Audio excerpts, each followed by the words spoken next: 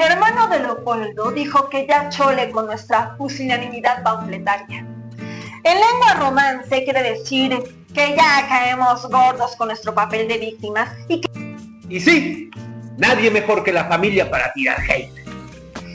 Ay, pero como nosotros vivimos del qué dirán, haremos caso de la lengua viperina del vulgo, que algún día nos dará de comer.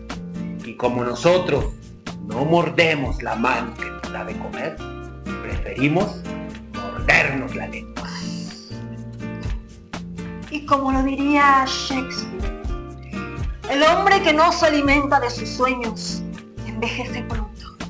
Y en lo que juntamos para darnos nuestra primera tuneada, soñemos, amigos, soñemos con 1 millón de likes. Nuestro público está más ausente que un deudor alimenticio, Más frío que el tubo de un table clausurado. más indiferente que un servidor público. Pero nosotros, los bombones, no nos rendiremos. Todavía tenemos mucho para la bombonera teatral. ¿Qué tal, bombones? Ya volvimos, ya regresamos, nos negamos a irnos de aquí. Esta es la bombonera teatral. Oye, no estamos rendidos, estamos perseverantes, presentes, tocando las puertas de su corazón. Tocando, sí, las puertas de sus corazones. Duras más que un merengue de 3 días. El día de hoy tenemos ahí variedad, hay de todo, como en botica, como en canasta de dulces mexicanos.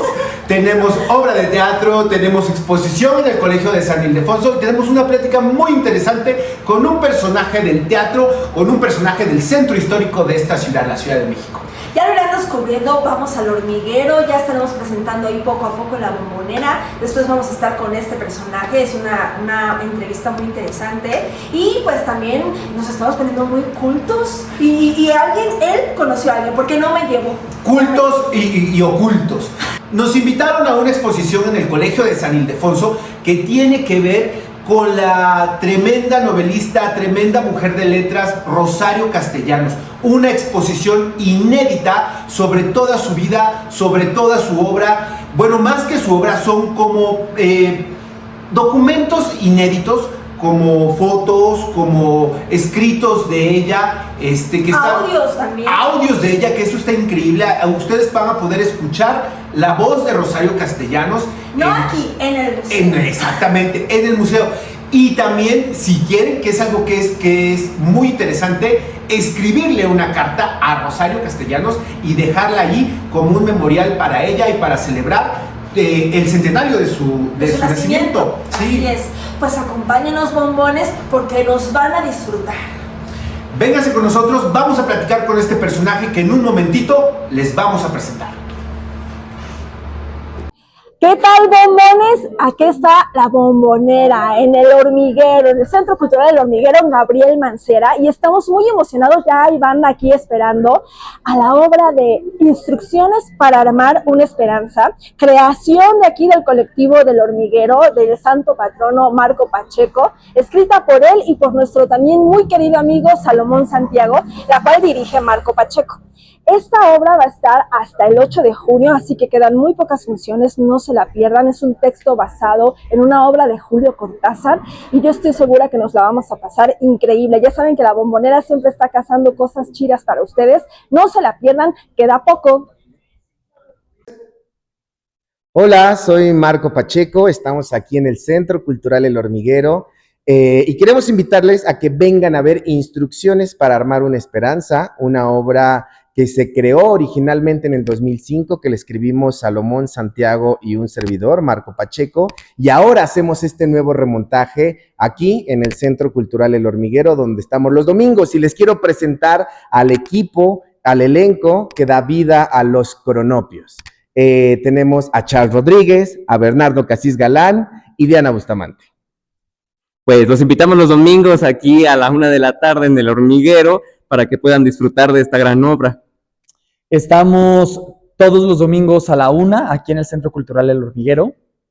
Recuerden que es Gabriel Mancera 1539, es una obra para toda la familia, así que los esperamos. Nos quedan solo 3 funciones, así que instrucciones para armar una esperanza los domingos es su siguiente plan.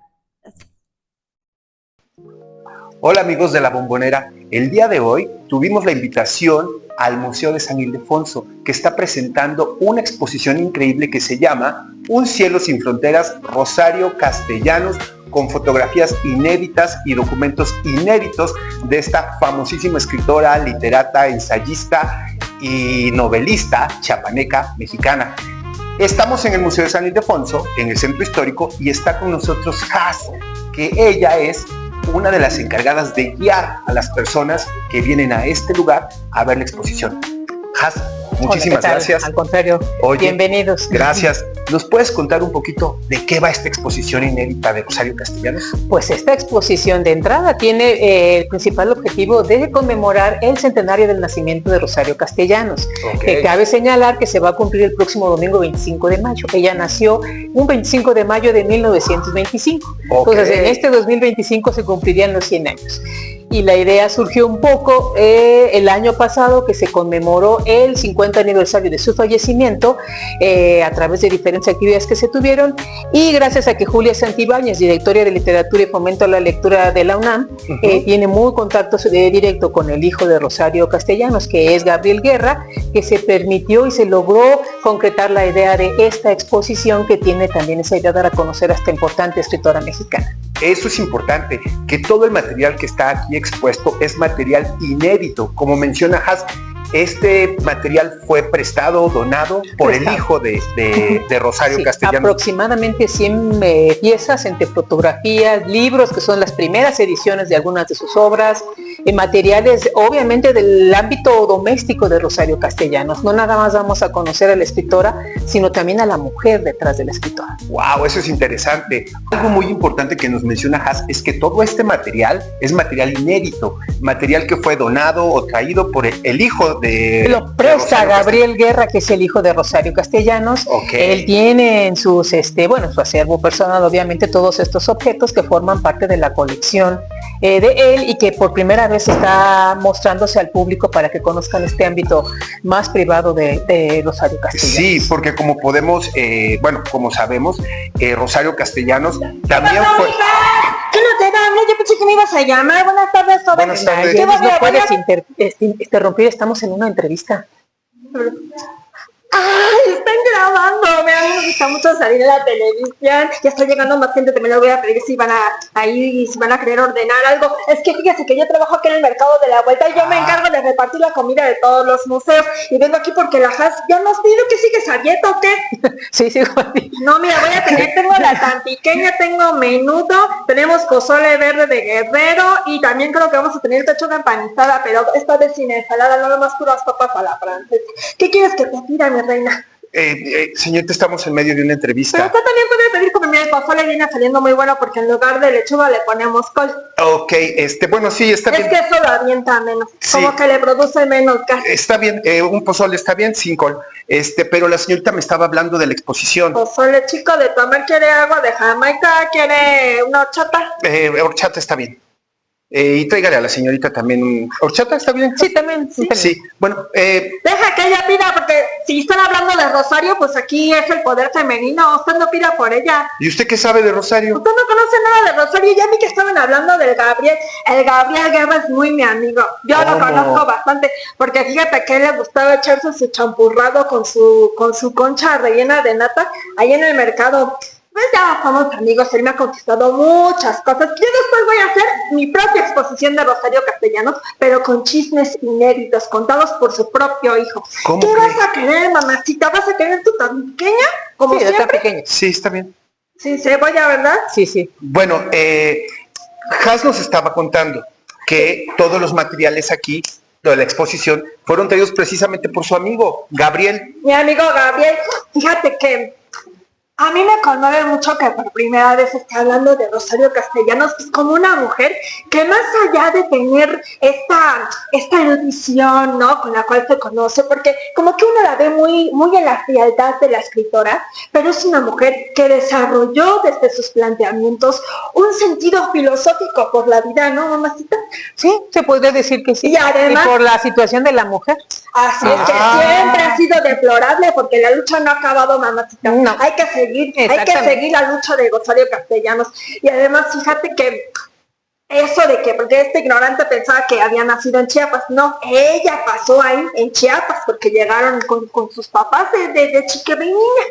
Y fíjate que yo creo que cuando ella empezó a ver ahí la realidad de los indígenas, como que se despertó esa lucha interna por plasmar las injusticias que vive el pueblo indígena. ¿Es eso cierto, Has? Sí, por una parte sí, también por otra parte, ella era la hija más grande del matrimonio, pero también tenía un hermanito que falleció muy chiquito, entonces cuando el hermanito fallece, es algo que también le va a marcar a ella porque su familia, pues de alguna manera, a quien tenían como heredero, pues era el varón. Sí, inclusive la familia se desmoronó totalmente, pero en fin, bueno, voy a pedirle aquí al Alejandro a ver qué quiere, y ahorita yo los alcanzo, pues para irles refrescando su exposición, para ir alimentando lo que viene haciendo la información, ¿no? Porque es una pena que la gente que está por aquí, pues la gente que vende afuera, no se interese en por lo menos leer las leyendas que uno pone debajo de la foto de cualquier individuo del pack de nuestra historia. Es una vergüenza, la verdad. Y ojalá que aquí mi amiga Hat, porque ella sí es muy inteligente, ella por eso trabaja aquí guiando a las personas, ella te puede instruir, te puede dar luz en tu camino, papacito. Ahorita nos vemos, manita. Ok, qué simpática muchacha, ¿verdad? Sí. Bueno, muy Has, atenta. ¿está dividida en cuántas secciones esta exposición? Son 4 ejes temáticos principalmente, y va a estar divididas por las fotografías de Rosario Castellanos, donde marca su primera infancia, cuando tenía 4 años, es la primera foto que vamos a ver, luego a sus 16 años, cuando ya viene a Ciudad de México, posteriormente a los 25 años, cuando va a recibirse el título de maestra en filosofía, y ya la última fotografía ya es una Rosario Castellanos mucho más madura, funcionaria pública, embajadora, ¿no? Embajadora, sí, efectivamente ya sería la última parte de su vida, aunque también se van a mostrar esta parte de cuando se casa, cuando nace su hijo Gabriel, entonces es una exposición muy emotiva. Oye, muchísimas gracias. En lo que la Nayelis se llama la muchacha, sí, ¿verdad? Nayelis. Nos trae la comida, Has nos va a ir mostrando estas 4 secciones de esta exposición que está increíble y que les va a encantar. Así que vengan al Colegio de San Ildefonso y no se la pierdan, y vamos con Has, que nos va a contar de lo que se trata todo esto. Nos encontramos en la primera etapa de esta exposición, donde podemos ver a una Rosario Castellanos súper morrita. Has, aquí ya está en Chiapas. Está en Chiapas. Ella nace en la Ciudad de México y muy bebé se la lleva, a los días de nacida se la llevan a Comitán. Esta fotografía es de 1929, tenía 4 añitos. Entonces en esta primera parte es lo que vamos a ver, fotografías del ámbito familiar prácticamente. ¿Y qué nos puedes decir de su familia? ¿De qué?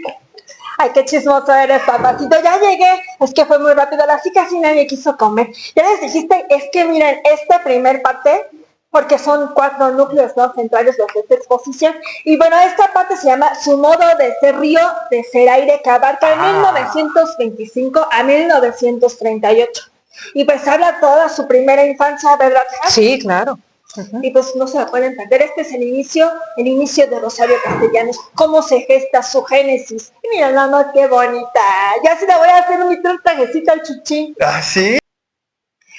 Y bueno, afortunadamente el joven que estaba aquí se fue al baño porque como que no tenía mucho que contribuir, no tenía mucho que dar de su bagaje cultural, ¿verdad? Miren, esta etapa, que es el tercer núcleo de esta exposición, se llama Yo ya me espero vivo, y abarca de 1939 a 1947, que es donde ella estudió, porque ella es Puma de corazón, y además estudió con Sergio Magaña, Emilio Carballido, Jaime Sabines, Sabines, la generación la del Luisa 50, Josefina, Dolores Castro, también otra importante escritora mexicana. Oye, ¿qué pueden encontrar aquí? Diles. Pues mira, aquí vamos a ver su credencial cuando se titula como maestra en filosofía.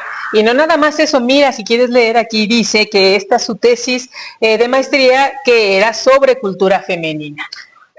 Entonces la gente que no conoce a Rosario Castellanos en esta etapa, pues puede ir viendo más o menos qué era lo que ella ya estaba gestando en este momento. Entonces, es que fíjate que yo ya me leí porque antes de traerla para aquí, a mí me la prestó Gabriel, la tesis, yo ya me la eché. Y yo puedo escribir un artículo de esto.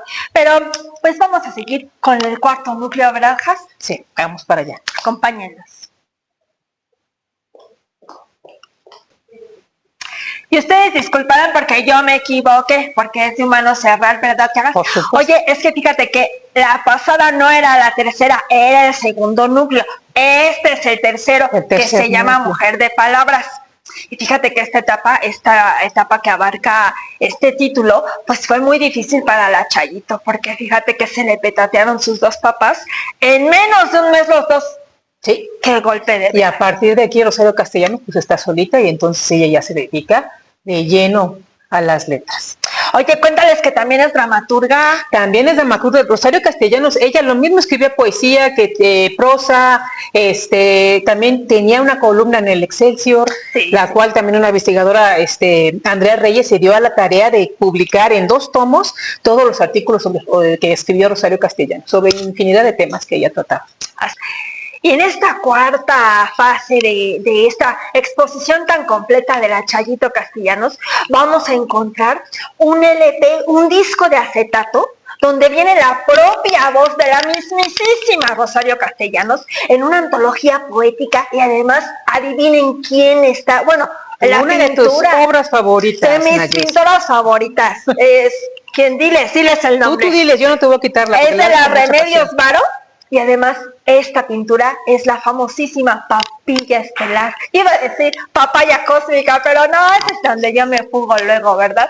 Oye, estoy viendo que aquí tiene como un look, pues como que algo le alteraron en las cejas a la Rosario, ¿no? ¿A qué crees que se deba esa nueva definición? Pues es que era la moda de la época. Ya ves que nosotros también, que está de moda ponerte determinados colores o vestimenta, pues ella era una mujer de su momento. Y entonces, como la vemos en las diferentes fotografías, también le gustaba arreglarse. Una mujer tal, en todo el sentido de la palabra, vanidosa, y le gustaba cuidarse, y le gustaba siempre estar con peinado de salón, así bien, que decíamos. A mí también, yo soy una mujer vanguardista, a mí me encanta andar a la moda. Pero yo le hubiera recomendado a la Rosario que no se volara tanto la ceja, porque pues sí la tenía muy bonita antes, ¿no? Pues de la moda.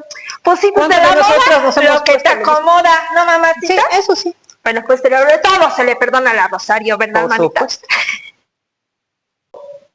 Oye, Has, discúlpame, lo que pasa es que tuve que ir al baño y está tan grande el Museo de San Ildefonso que me perdí. No sabía yo cómo regresar a la sala 21. ¿Es la sala 21? Es la sala 21. No sabía yo cómo llegar. Y aparte, ¿sabes qué? Me encontré de venida a la muchacha esta, la Nayelis. Y me dijo que nos espera allá en el comedor. Ah, perfecto. Sí, entonces, pues. Pero entonces, amigos, ¿saben qué? Vamos a cerrar esto con la invitación de Has a venir al Museo de San Ildefonso, a conocerlo porque es un lugar precioso. Yo no lo conocía, en pleno centro histórico, es un palacio virreinal que está increíble y que alberga exposiciones y que alberga muchos eventos culturales como este. Entonces, ¿qué estamos viendo aquí? Esta es una de las fotografías finales sobre Rosario Castellanos y veamos también la fotografía, aparte de que es muy bella, nos está mostrando el rostro como ensombrecido de Rosario Castellanos y obviamente pues cerrando con este poema, ¿no? Porque ella incursionó, como le había comentado a Nayeli, que en esta exposición vamos a ver una escritora que incursionó en todos los géneros literarios. Ajá, es cierto, entonces, inclusive fue diplomática al final. Diplomática, ¿no? De hecho fallece en 1974 en Israel. Ella ya era diplomática, ella estaba como embajadora y accidentalmente una trágica muerte, una pérdida enorme, porque fue una mujer, una escritora muy prolífica. Imagínate qué hubiera hecho si hubiera continuado escribiendo Rosario Castellanos. Has, repítenos el nombre de la exposición, la sala en la que se encuentra y hasta cuándo va a estar aquí. Rosario Castellanos es una exposición archivo inédito que va a estar hasta el 24 de agosto para que el público que le interese venir a visitarla y revisar también la sala de consulta en donde pueden leer y también si lo desean escribirle una carta a Rosario Castellanos, lo pueden hacer, y tenemos muchas actividades en torno a esta gran escritora para que la gente nos siga a través de las redes sociales para que... Eso es algo muy interesante que nos contó ahorita Has. Resulta que aquí atrás de esta foto, de este panel, hay un lugar donde ustedes pueden consultar las obras de Rosario y escribirle una carta a Rosario Castellanos. Me dices que esta fue una convocatoria que ya se hizo el año pasado. Se hizo el año pasado, ya se publicó el libro, y en este año San Ildefonso también quiere hacer lo mismo, inspirados en las cartas a Ricardo, que son unas cartas hermosas que Rosario Castellanos le escribe al amor de su vida, que fue Ricardo Guerra. Nosotros queremos que todos los que sentimos una particular apreciación por la obra de Rosario Castellanos se inspiren y escriban una carta. Bueno, entonces vengan, no se tarden y vengan a escribirle una carta de amor a Rosario Castellanos, que estoy seguro que le hubiera encantado. Entonces, vénganse al Museo de San Ildefonso, va a estar increíble que vengan a ver esta exposición. Muchísimas gracias. Al contrario. Oigan, antes de que vengan a Yeli y que llegue nuestro invitado, les quiero contar que fuimos a la exposición de Rosario Castellanos en el Colegio de San Ildefonso y conocimos a una chica, no hombre, súper inteligente, súper divertida, súper erudita, culta y sobre todo, bella. Yo creo que en una de esas le anda quitando el trabajo a Nayeli, ¿eh? Porque mi Nayeli se anda atrasando. Ahí como la ves. Nayeli, ¿qué estás hablando si todavía no estamos grabando? No, nada. Aquí le estaba probando los micrófonos con Will, ahorita antes de que llegue el invitado. Pero no, nada. Siéntate aquí para que cheque la luz. Siéntate. Ándale, algo estás tramando, Leopoldo Bernal. A ver, ¿aquí me veo bien? ¿Aquí? ¿Pero señor productor? Sí. En el Colegio de San Ildefonso, y como andábamos muy en el centro, muy en las calles de nuestro casco histórico, nos trajimos a un personaje que es un personaje del centro histórico de la Ciudad de México. Nos trajimos al mismísimo Juan Francisco Hernández.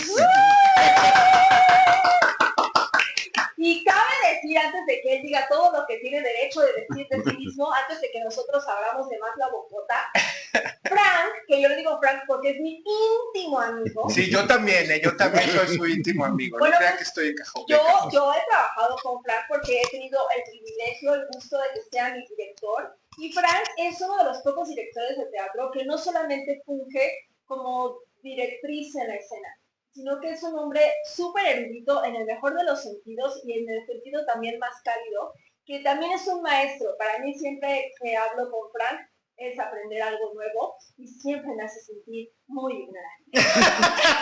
Oigan, pues dejemos que se presente él, que nos diga su nombre, quién es. Digo, preséntate tú, Fran. Sí. Preséntate ante nuestro público de La Bombonera y las personas que nos siguen. Bueno, mi nombre, como ya lo dijiste bien, es Juan Francisco Hernández Ramos. Y fundé la compañía de teatro Fénix Novohispano en el centro histórico, y al centro llegué en metro. Con actores vestidos de época del siglo XVII y montamos las Preciosas Ridículas en el metro y llegaron hasta el Zócalo. Y ahí empezamos a generar toda una actividad teatral de rescate de los espacios que son los antecedentes del teatro nacional y del teatro mexicano. Hemos ocupado, creo que todos los espacios del centro, desde el Zócalo, que hacemos la Pasión de Cristo 25 años, Palacio Nacional, que tuvo su corral de comedias, y ahí se fundó en Palacio Nacional la primera compañía auspiciada por el gobierno. Y como siempre, Maximiliano, aparte de fundar los museos, el primer museo, fundó también ahí la compañía dirigida por su primer director. Tavira no ha sido el único director. ¡Ah, fuerte! No, pero me dijo que Tavira, el maestro Tavira, viene de aquella generación. El primer director es José Zorrilla, el primer director, porque recibe dinero del Estado. Y el maestro Tavira dirige la compañía con dinero del Estado. Entonces podemos hablar de grandes directores, y qué mejor que José Zorrilla, de este gran autor romántico, que inauguró la Compañía Nacional con don Juan Tenorio. Y nosotros la representamos en Palacio Nacional durante 14 años consecutivos. ¿Qué tal? Pues miren, esa es la talla de nuestro invitado de este día en La Bombonera Teatral. Sí, la verdad es que es un orgullo tener aquí a Frank y sobre todo, compartirles. Yo tengo la fortuna de pertenecer en ese momento al reparto, soy una de las actrices de reparto. Actriz de reparto completamente. De la Compañía Nacional de Teatro Clásico, Fénix Novo Hispano. Y le otorgaron esta calidad de Compañía Nacional en el 2009, ¿no? No, 2003. En el 2003. Sí. Ay, ¿y cuántos años tenía antes como compañía, antes de que se le reconociera como compañía nacional? Bueno, desde el 98 que ya me establecí en el Centro Histórico, ya era compañía de teatro, y en el 2003, eso fue maravilloso, pude registrarla como Compañía Nacional de Teatro Clásico. Ok. Pero investigué cómo se funda la Compañía Nacional de Teatro Clásico, entonces vi cómo se fundó la Compañía Nacional de Danza, eran todas ASECs en los años 40, 50, que se formaron todas las compañías de danza como ACES. Entonces dije, hace falta una Compañía Nacional de Teatro Clásico, y además tenemos un bagaje de 500 años cultural teatral. Entonces se funda así, pero no solo es el hecho del acta constitutiva, sino en el 2003, y estoy mintiendo, en el 2002, No nos mientas, Juan. En el 2002 se fundó. ¿Por qué? Porque hicimos un acto de iniciación. Salimos de la catedral cerca de 50 actores, cantantes, con estandartes, pendones y antorchas, y salimos a las 9 de la noche y íbamos caminando sobre el 5 de mayo. Y no había absolutamente nadie en la fundación. Ok. Y entonces, don Luis de León, que es un actor que quiero mucho, empezó a gritar, ¡viva el Fénix Novo Hispano! ¡Don Luisito! Sí, don Luisito. Y entonces todos los actores empezaron a gritar ¡viva el Fénix Novo Hispano! Y la primera gente que nos acompañó fue la gente del Café Popular. Entonces, Sí. con las antorchas, los estandartes, un amigo que se llama, que es mi gran amigo ahora, es Héctor, el maestro Héctor Muñoz, que era director de Niños Cantores del Centro Histórico. Él interpretaba las piezas del siglo XVI, y en ese momento, al escuchar la gente, escuchar las palabras de fundación, salían del Zámbaro de Azulejos. Y entonces ya llevábamos más de 100 personas. Y ahí fuimos caminando y llegamos a la calle de Motolinía, Ajá. 16 de septiembre, porque ahí estuvo el antiguo Coliseo. Y ahí apareció el virrey Revillagigedo, que nos lo entregó a nosotros como estafeta de que le gustaba el arte y la cultura. Y, ¡Ay, qué padre! y reinauguramos el Teatro Coliseo para nosotros.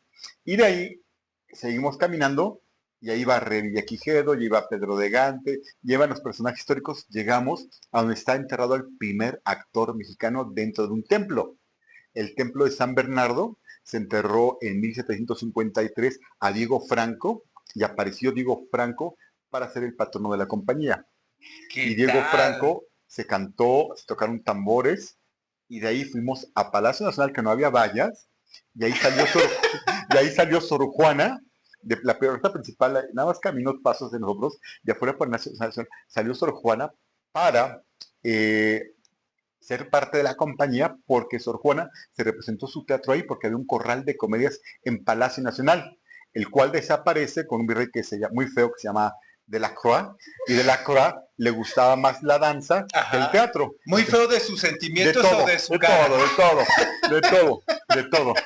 Tiene cara de gargantúa, si lo ves, su retrato de Delacroix. Además, Vayan a checar al virrey Lacroix. Sí. Además van a ver, él exputó a los jesuitas, que son los generadores importantes de teatro, porque los jesuitas formaron al padre de la patria en el teatro. Por eso el padre de la patria tradujo a Molière y montó el Tartufo en su Francia chiquita. Pero bueno, Palacio salió Sor Juana, y Sor Juana nos acompañó, y al final llegamos al Zócalo, y hicimos un gran círculo, y juntamos todas las antorchas, y se fundó el Fénix Novo Hispano. ¿Qué tal? Yo no sabía esa historia. Tampoco hizo. Y eso que ella es de la compañía, figura. Oye, pero fue un evento muy dionisiaco. Fue un evento como de rito de iniciación. Así Y de inicio. ¿En qué año dices que fue En eso? 2002. En 2002. marzo, 20 de marzo de 2002. Oye, Fran, pero ¿de dónde te nace a ti esta necesidad teatral? ¿De dónde viene esta cosa del teatro clásico? ¿De dónde te llega a ti esta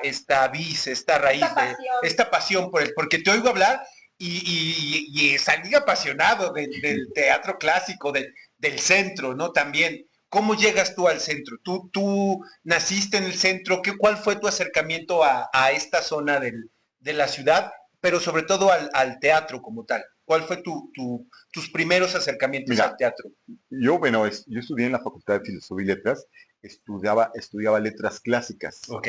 o sea, latín y griego, porque yo quería ser un gran escritor, pero tener una sólida formación, ¿no? Ajá. Fundamentos bien establecidos. O sea, los clásicos que me siguen acompañando, pues era mi bagaje, ¿no? Pero en la facultad yo no sabía que existía una carrera de teatro. ¿Cómo? No sabía que ¿Lo existía la carrera. descubriste ahí? Y descubrí que había carrera de teatro, entraba de oyente, y digo, ay, qué padre, y lo que hacen, Soledad, esta gran maestra Soledad Ruiz, que enseñaba a respirar, Letwig Gonzinski, Ibáñez, todos estos maestros, veía, bueno, que entraba de oyente. Hasta que un día, ya, yo no lo hacía como si fuera pues, ¿Hobby? ¿Lo podríamos pensar como un como hobby? una curiosidad. Ok. Y entonces un día estaba yo formado para la ventanilla de inscripción de mi quinto semestre de letras clásicas, y de pronto, por casualidad, había como 10 en lo de letras clásicas y no había nadie en teatro. Ok. Y entonces, Y dijiste, no voy a hacer cola, me voy a... y dije, oye, no hay Me nadie. voy a pasar a la caja otra. No hay nadie en teatro. No hay nadie. Y letras clásicas está muy padre, pero acá se vive más. O sea, yo creo que va a ser... Se sufre más. Y entonces me cambié de carrera en teatro. Me dicen, ya empezaron las clases, tiene que venir hoy. Ajá. Y yo, como iba a ser escritor y poeta, pues hacía abrigo, saco negro, corbata, pantalón de vestir. ¿No? Pluma Fuente. Entonces me dijo, no, ya la clase ya es a las 4. Ya había sus materias. Entonces me fui inmediatamente a la clase de teatro. Y la primera clase de teatro entré en el espacio múltiple y estaba Marcela Ruiz Lugo, mi gran maestra, y Fidel Monroy, gran maestro también de voz. Y entonces me dice Esto es la facultad, la ¿verdad? facultad, sí. Me dice Fidel Monroy, a ver, el del abrigo elegante, el saco se lo quita, se quita los zapatos, los calcetines y se pone a marchar. Y empezó con un tambor, pac, pac, pac, pac, Ajá, ritmo. a marcarte el ritmo. Y entonces yo vivía a mi tocayo Juan Francisco, la chica que ya murió, pues era medio gordito y con un payasito ridículo. Y luego había Jorge Núñez, otro gran actor, flaco y ridículo. Y luego había Etia Cerón, que es el gallo, Claudio Escurí, y en esa época era muy gordita. Entonces, todo esto me hizo amar el primer día del teatro. O sea, esta gente rara, esta gente especial, me atrajo su presencia. Y así inicié yo En el teatro. en el A teatro. convertirte en una gente rara. Oye, Fran, Espérame, deja hacer una cosa. no, adelante, que sí. siempre he dicho. La gente rara no se encuentra donde quiera. Podemos encontrar todos los vicios en todas las personas. Todas las personas tenemos vicios. Los mismos vicios puede compartir un abogado, que un actor, que un ingeniero, que un mecánico. Todos tenemos vicios. La única diferencia con la gente de teatro es que nosotros, que es por lo cual no nos quieren, representamos los vicios y virtudes del ser humano. Esa es la única diferencia de todas las profesiones. De representar el vicio o la virtud, al otro lo siente como una catarsis, pero una agresión. Claro. Por eso desde Aristófanes no quieren a la gente de teatro. Que se dedican a andar haciendo de otras personas. Y es gente muy rara, muy especial. Gente que quiero mucho. No, luego a mí no me quiere mucho la gente de teatro, pero yo sí los quiero mucho. ¿Quién no te quiere, Fran? Hay una lista numerosa. Oye, Fran, pero a ver, cuéntame.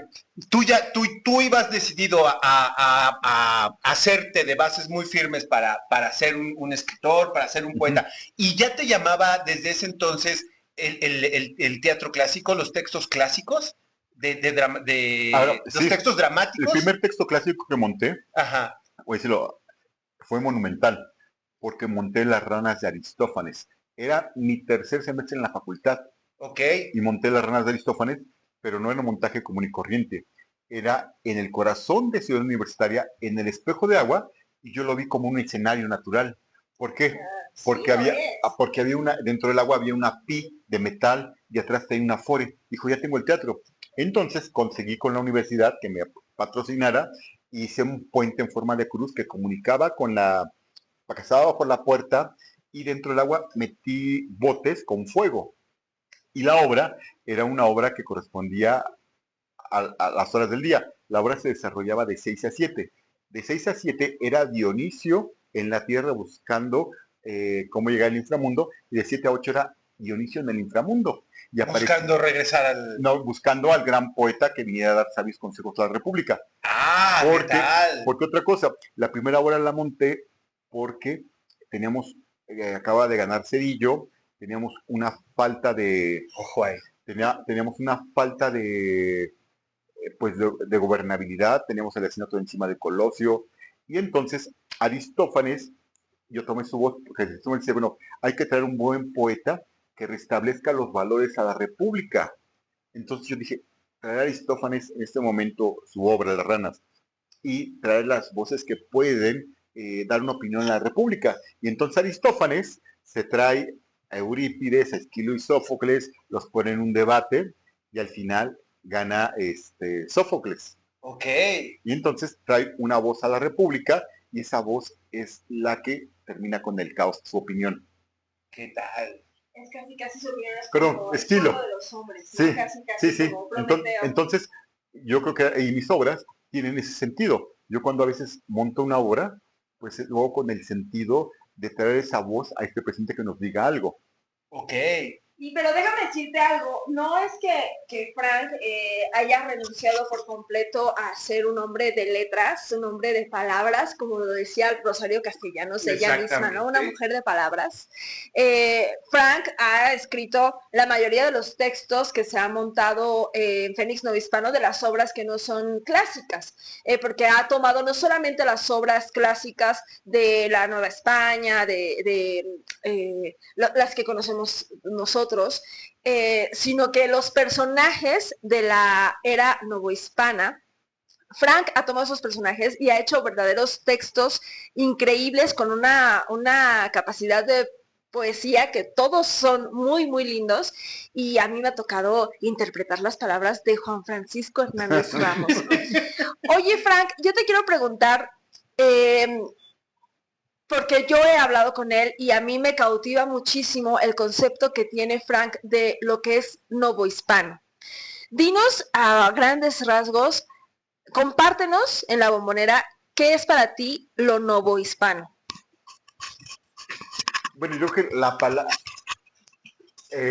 voy a decirlo como en Gabriel García Márquez, cuando está en 100 años de soledad. Para identificar al mundo, en Macondo todavía hay que señalarlo con el dedo y darle un nombre. Lo mismo hicieron los españoles.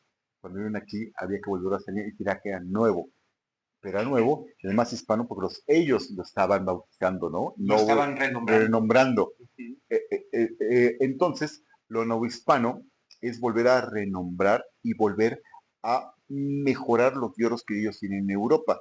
Por ejemplo, en México se aplican los valores de los grandes pensadores europeos.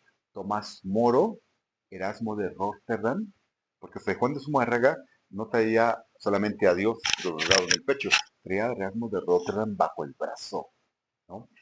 Todos estos autores que vinieron traían a grandes sabios del siglo XV, del Renacimiento. Entonces toda esta gente llega a fundar y es consciente de que van a crear un nuevo mundo.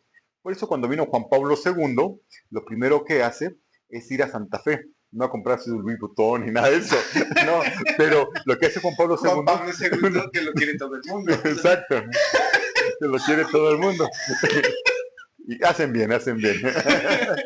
Yo no mucho, pero bueno. Se va a Santa Fe. Lo llevan en un helicóptero, pero lo llevan a Santa Fe porque ahí se forma la primera ermita del pensamiento de Tomás Moro. Vasco de Quiroga, que es una avenida muy importante. Es una avenida muy importante. Vasco de Quiroga, el Tata Vasco, que fue Michoacán, hace una gran labor de la hermandad de los hombres con los indígenas. Okay. Y es bajo el precepto de Tomás Moro. Es la utopía que está fundando ahí la nueva humanidad. Entonces Juan Pablo II viene y le da una vuelta para ver esa maravilla que se ha hecho aquí. Claro que Juan Pablo II le había tocado ver los basureros, le tocó ver todo eso en el 82 tan terrible. Pero bueno, es la importancia que tiene el novohispano. También hay que decir que cuando llegan los primeros franciscanos, no son hombres incultos o preparados, o son mochos o mochilones, diríamos. Son 3 hombres que vienen desde los Países Bajos, desde Gante, viene Fray Pedro de Gante, Fray Texto y Fray Laura, que estudian en la Universidad de Lovaina, que vienen de estudiar en la universidad, no saben español, y en el camino aprenden español, pero vienen descalzos. No saben náhuatl, pero aprenden náhuatl en el camino. ¿Qué Y, tal? y la gran labor de Padre Pedro Gigante es de educación e información. Gracias a él se funda el primer colegio de América, que es el de Santiago Tlatelolco, en donde se nos enseña, nosotros somos más latinos que los europeos, se nos enseña como lengua madre latín y griego. Es nuestra formación. Entonces, de ahí viene también el teatro. El teatro es la mejor manera de evangelizar, llevar el nuevo mensaje. Claro. Y entonces, en Teatro Loco se crea, vamos a decirlo, la primera compañía teatral con los indígenas para evangelizarlos e inicia este gran movimiento teatral en toda Mesoamérica. Cuernavaca, Hidalgo, o sea, se extienden con agustinos dominicos y ven que el teatro es una forma de llevar el mensaje. Si ustedes han visto las iglesias en los pueblos, tienen atrios gigantescos. Sí, como una especie de arena, ¿no? Sí. Y tienen su capilla abierta, pero son espacios inmensos porque los indígenas no entraban al templo. Entonces veían la representación afuera y eran miles los que veían la representación. Y cuando veían, no había esa diferencia. Oye, Fran, pero ¿quiénes eran los actores de esa representación? Los mismos indígenas. Los mismos indígenas.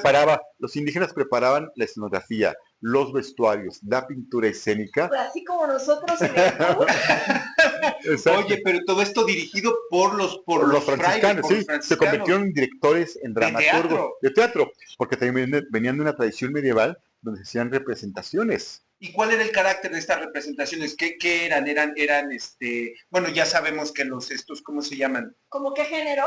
No, ajá, o sea, ¿cuáles eran los temas de estas representaciones? Digo, tengo muy claro que, por ejemplo, las pastorelas son un... Bueno, la pastorela es un acercamiento de lo siguiente. Primero, son temas bíblicos. Y la pintura escénica son temas bíblicos. Y los temas bíblicos, por supuesto, está el tema bíblico de los Reyes Magos. La adoración de los reyes. La adoración de los reyes. ¿No? Sí. La otra no es cuando aparece el sacramento. Exacto. Pero los temas bíblicos son lo que quieren formar a la población. Entonces representan ahora, si por ejemplo la adoración de los reyes, el día de la Epifanía, no era el más importante el 24 de diciembre, sino el 6 de enero. Y se crean las pastorelas por lo siguiente: los indígenas se sentían identificados con los Reyes Magos, que iban a adorar a un Dios que no conocen. ¿Cuál fue el primer montaje que hiciste tú en el centro histórico como tal y en dónde fue? Bueno, el primer montaje que propició todo lo demás se llamó El Juicio Final de Fray Andrés de Olmos. Yo ese es un buen chisme. Es un buen chisme porque, bueno, es una buena vivencia. Yo en el 98, 99, le propuse a Alejandro Aura y a Arturo Bernstein que traía las personas ridículas y que me apoyaran para hacerlo en las plazas del centro histórico. Y me dijo Arturo, muy bien, pero no te podemos dar ni un peso, te podemos dar logística, pero no te podemos dar ni un peso. Le digo, no importa, tú dame los espacios. Y entonces yo cargaba con los trabajadores, iban a mi casa, cargaban los escenarios, los muebles, 14 actores, el clavecín, y lo hice en las plazas del centro histórico. Clavecín, y entonces, como vieron mi esfuerzo, Arturo vio mi esfuerzo, le dijo, Alejandro, oye, ese chavo le echa muchas ganas, ¿por qué no lo contratas para el Teatro de Atril? Digo, oye, qué padre, gracias. ¿Cuánto van a pagar? 800 pesos te vamos a dar porque se ve que eres trabajador. Y al actor y tienes que conseguir un primer actor, ahí le vamos a pagar 3,000 pesos. Bueno, está bien. Y entonces dicen, vete a buscar al actor. Y entonces entrevisté a Details, a Héctor Suárez, Cachirulo. O sea, entrevisté a medio mundo hasta que conseguí un actor que se me olvidó el nombre, que no era muy conocido, que no era muy desconocido, pero trabajaba en una telenovela en TV Azteca. Y dijeron, no, ese nos cae gordo. Ese nos cae gordo. Ese no dice su nombre. Y entonces, me dice, Arturo, pues ¿sabes qué? ¿Cuánto podemos contratar? Muchas gracias. ¿Cómo? Pero digo, ¿qué pasa? Ya te di la servilleta, mira. No te preocupes. Y él dijo, pero oye, digo, ¿qué pasa entonces? Pues ya no te podemos apoyar. Digo, no. Dice, no, ya no te podemos apoyar. ¿Pero cómo? Bueno, pues voy a hacer mi montaje. En la lectura en el Teatro Natil era El Juicio Final de Fray Andrés de Olmos. Entonces dije, lo voy a hacer como fue. Y entonces fui a solicitar el templo de San Francisco, donde se representó en 1536. Fui a hablar a la catedral, a Santo Domingo, y conseguí todos los permisos. Ok, para hacerlo ahí. Para hacerlo ahí, en esos espacios, porque eran cerca de 200 actores, una orquesta, 80 niños, 200 actores. 80 niños percusionistas. Siempre ha sido muy megalómano. ¿Cómo? Sí, Sí. completamente producción gigante. Y entonces, lo maravilloso es que fui al Festival Histórico y me dijeron, te apoyamos, y lo pude hacer. Pero yo tenía 29 años, o sea, estaba chavo todavía. Que todavía tenías la energía y el enfoque. Y no sabía qué tan grande era voy a decirlo con esta palabra fuerte, el madrazo, Ajá. porque es un madrazo muy fuerte, coordinar tantísima gente. Y tenía como, en ese momento se empezaron a juntar 10 asistentes, muy brillantes todos, gente muy brillante. Entonces montamos la obra y sí fue el juicio final, porque desde la calle Madero venían las carretas, los caballos, venía mi gran maestro Héctor del Puerto, como don Antonio Mendoza montado a caballo, le daba miedo el caballo, pero venían con... Pero se lo aguantaba. Lo venía cuidando una policía de la montada, y en los 20 caballos, las carretas antiguas. Entonces era la procesión, las antorchas, llegaban al Zócalo y se apagaban las luces del Zócalo. Y entonces entraban al catedral y salían los fuegos pirotécnicos. Y aparecía Dios para juzgar a vivos y muertos. ¿Cómo? ¿Contrataste a Dios, Juan Francisco? Me contraté a Dios, que me acaba de regalar Dios un videito que tenía guardado. Y entonces Dios salía y se tocaban las campanas y la pirotecnia era impactante. Bueno, eso fue en la Ciudad de México, pero no sabía qué tan impactante sería. Por ejemplo, fuimos a San Luis Potosí, al Festival Cierto, y teníamos 100,000 personas. Wow. Y en Tehuacán, Puebla, fuimos a inaugurar el festival y teníamos a 20 embajadores, 6,000 personas sentadas en tribuna, pero nadie aplaudió. Nadie aplaudió cuando terminó. La gente estaba llorando. La gente no aplaudió y el que era el director del festival se volvió mi amigo, se llama Mariano, y Mariano dijo, esta es una de las grandes tradiciones del teatro de la Nueva España. Y fue una ovación, todavía la recuerdo, una ovación. Se pararon todos los embajadores, porque Mariano les invitaba a los embajadores, todos los embajadores, la gente se paró. Fue una ovación bellísima que tuvimos en Tehuacán, Puebla. Oye, ¿cómo puedo darme cuenta? Te ha dado grandes satisfacciones el teatro, la compañía Fénix Novo Hispano, y nadie te quiere preguntar algo respecto a eso, sí, muy personal. Bueno, todo lo que te ha dado es evidente porque eres un hombre formado del teatro y formador de teatreros, y eso es algo muy, muy, muy padre. Pero confiésanos, ¿qué te ha quitado toda esta aventura? Algo que tú consideres, no que te ha quitado en el sentido de la miseria o del arrebato, ¿qué has sacrificado, Juan Francisco, por todo esto? Bueno, es una pregunta fuerte. Sí. Fuerte, porque lo único que no me ha arrebatado, y espero tener la salud, es la pasión. Eso es lo único que no me ha arrebatado. Lo que sí me arrebató, y es algo importante, la salud. Y en este momento ya estoy dando a dirigir todo, porque ya no puedo, ya estoy enfermo. Tengo ataques de ansiedad muy fuertes. Okay. Estoy medicado, me generó hipertensión, y así una serie de enfermedades, y ya no está padre. Ahorita vengo hinchochado. Pero no chochos de los que trono de capacidad, sino de los chochos que te dan el psiquiatra y te da el cardiólogo. Y entonces, ¿qué papel tiene el teatro, en este caso tu compañía? ¿Qué papel tiene como actor político? ¿Cómo puede...? Sí, es siempre el teatro un actor político. Yo creo que sí es un actor dentro político, de la sociedad, dentro del movimiento de una ciudad, de un área, no lo sé. ¿Cómo lo ves tú? Bueno, voy a decirlo. El teatro genera los hombres más inteligentes. Ahí tienes el maestro Tavira, ¿no? Claro. Pero ¿con quién se formó Tavira? ¿Con quién se formó Miguel Hidalgo?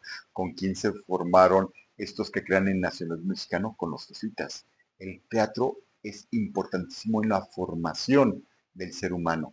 No es que vayas a ser actor o no, pero te va a dar una perspectiva, una visión diferente al actuar y poder proyectar otro personaje que no eres tú, para poder introspectar y ver desde otro lado la presencia de los humanos en este mundo. Entonces el teatro del siglo XVI con los jesuitas, el teatro evangelizador, el teatro barroco, que fue riquísimo en la Nueva España, pues tenemos una tradición enorme que ahora se va a decir con este nuevo gobierno, y con nosotros ya veníamos en esta decadencia, pero con este nuevo gobierno, pum, el teatro se fue al piso. Y eso que está el gran maestro Luis Mario Moncada, que fue mi maestro, ¿no? Sí. Pero ya no hay tanto ese apoyo. Se volvió el teatro, como dijo el expresidente, algo fifí. La cultura es algo fifí, entonces como es algo fifí no es importante, pero es ahí donde cimentamos los valores de los seres humanos. El teatro es político porque es una palestra, porque va a decirle al otro el vicio, la virtud que tiene, y lo va a engrandecer. Lo enfrenta, ¿no? De alguna manera. Exacto. Sí. Gracias. Y gracias a los políticos, no solo a los actuales que lo están terminando de concretar, sino a todo el pasado, ¿no? Como lo que viene encaminando esta decadencia absoluta que estamos viviendo en la cultura.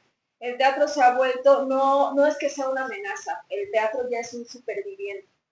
Y es la voz baja, pero aún audible de la lucha, del reconocimiento humano, de los derechos, de la igualdad. Y yo quiero que despidas la Bombonera. Ha sido todo un agasajo tenerte, Frank. Gracias por aceptar estar aquí con nosotros. ¿Con qué te quieres, tú que eres un sabio, con qué te quieres despedir a la Bombonera teatral? Pues bueno, con la Bombonera decirles que hay que seguir haciendo teatro. Eso, que no hay que dejarlo, señores. y que pues todos los que nos hemos dedicado a este oficio, a este placer, pues tenemos que seguir adelante haciéndolo para que otras generaciones vean lo que hicimos nosotros. Yo me reconozco que soy hijo de esas generaciones del siglo XVI, que soy hijo de Fray Andrés de Olmos, que soy hijo de aquel primer gran crítico del teatro, que es González de Eslava, que dijo que nuevo virrey, nuevos impuestos, y es lo mismo siempre. Nace el teatro crítico en el siglo XVI, entonces sí, me siento hijo de todos ellos, y así quisiera que las futuras generaciones vieran lo que hicimos nosotros para que pudieran hacerlo, creo que si no mucho mejor, sí siguiendo ocupando los espacios y sobre todo su testimonio y su voz para los futuros públicos. Le agradecemos a nuestro productor Will González, a nuestra audiencia, que esperamos que día con día sean más, a nuestro patrocinador Mezcal 13 Impulsos, que andamos por acá, aquí estamos. Y bueno, darte las gracias, Frank, por haber venido, por estar aquí con nosotros, por compartirnos todo este conocimiento, toda esta historia que es interesantísima, y por, bueno, eso, compartir con nosotros aquí en la Bombonera Teatral, y para que vean que nosotros no nos andamos con cositas, tenemos personajes pesados. Gracias, bombones. Suscríbanse, pongan dedito arriba y activen las notificaciones, que nosotros aquí vamos a andar en la Bombonera Teatral trayéndoles mucha información y muchas cosas interesantes. ¡Nos vemos! Esto es todo. Gracias.